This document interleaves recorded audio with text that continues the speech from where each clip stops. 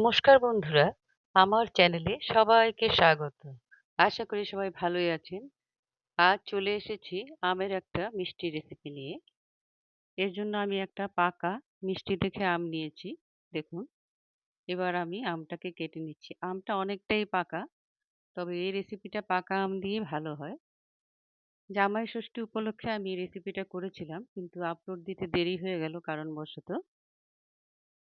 তাই আজকে এটা শেয়ার করছি আপনাদের সাথে। অবশ্যই জানাবেন আপনাদের এটা কেমন লাগলো। দেখুন, আমটাকে আমি এভাবে কেটে নিয়েছি। নিয়ে হাত দিয়ে চটকে এভাবে নিয়েছি। সম্পূর্ণ আমটাকে নিয়েছি। এবার একটা মিক্সিং জারে আমটা দিয়ে দিলাম। আর বাটি মেপে আমি চিনিও দিচ্ছি, সাথে পনির দিলাম। দিয়ে এবার সমস্ত কিছু একসাথে সুন্দর করে মিশিয়ে এই মিশ্রণটা তৈরি করে নিলাম। এবার দেখুন, দেখছি মিশ্রণটা কতখানি হলো। পুরোপুরি এক বাটি ভর্তি হয়েছে। আমি এটা থেকে একটু সরিয়ে রাখলাম।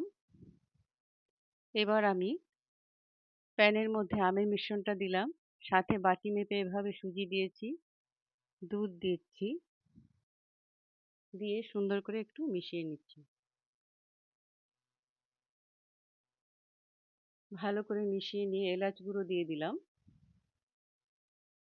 দিয়ে ভালো করে মিশিয়ে এবার উনুনে বসিয়ে এটাকে আমি ভালো করে পাক দিয়ে নিচ্ছি। এটা ক্রমাগতভাবে নেড়ে নেড়ে আঁচটা কমিয়ে সুন্দর একটা ডোতে পরিণত হওয়া পর্যন্ত আমি অপেক্ষা করব। এই জামাই ষষ্ঠী উপলক্ষে আপনারা কে কি তৈরি করলেন অবশ্যই জানাবেন।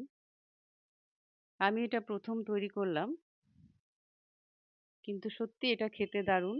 অবশ্যই ট্রাই করে দেখতে পারেন। আর এখানে পাকা আমে নিলেই বেশি ভালো হয়, আর আমটা যেন মিষ্টি হয়। তো এভাবে আমি কষিয়ে নিচ্ছি, দেখুন ভালো করে। আর আমের রেসিপি তৈরি করলে আমের একটা সুগন্ধ থাকলে ভালো লাগে খেতে। এবার আমি 1 চামচ পরিমাণ ঘি দিয়ে দিলাম এতে। ঘি দিয়ে আবার একটু ভালো করে মিশিয়ে নিচ্ছি। আমের মরশুম, তাই আম দিয়ে নানান রকম জিনিস তৈরি করা যায়, ভালোই লাগে। দেখুন, এটা আমার প্রায় হয়ে এসেছে।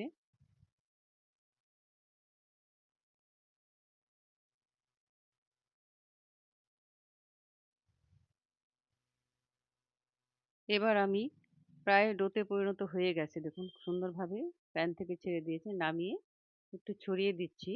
একটু ঠান্ডা হলে এটার থেকে আমি একটু বল তৈরি করে নিচ্ছি। আমি রেসিপিটা যেভাবে তৈরি করছি, এটা আমি এভাবে বল আকারে গড়ে নিলাম। আপনারা যে কেউ চাইলে এটাকে অন্য শেপেও তৈরি করতে পারেন। আমি এরকমভাবে করেছি। দেখুন, করে নিলাম এগুলো, এক এক করে সম্পূর্ণ বানিয়ে নিলাম। এবার এদিকে প্যান বসিয়ে দুধ দিয়ে দিচ্ছি প্যানে। এটা রসটা যেটা তৈরি করব দুধ দিয়ে। এবার এতে আমি 2 চামচ পরিমাণ গুঁড়ো দুধ মিলিয়ে দিচ্ছি। গুঁড়ো দুধটা দিলে স্বাদটাও বেশ ভালো আসে। আর গুঁড়ো দুধেও মিষ্টি থাকে, তাই আমি এখানে চিনির পরিমাণটা একটু কমই দিয়েছি। মিষ্টিটা আপনারা যে যার মতো করে দেবেন। আমি একটু কম পরিমাণে ব্যবহার করেছি এখানে। অতটা মিষ্টি ভালো লাগে না এটাতে, তাই। এবার আমি কিছু কাজু কুচিয়ে রেখেছিলাম, সেটাও দিয়ে দিলাম। আর কিছু কেশর দিয়ে দিচ্ছি। দিয়ে সুন্দর করে সমস্ত কিছু মিলিয়ে রাখলাম।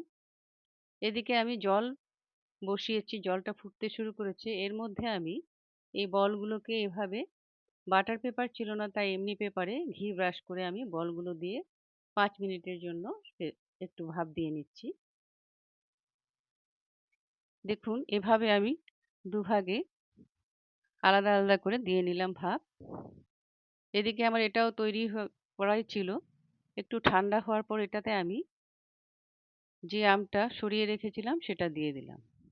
দিয়ে সুন্দর করে মিশিয়ে নিলাম।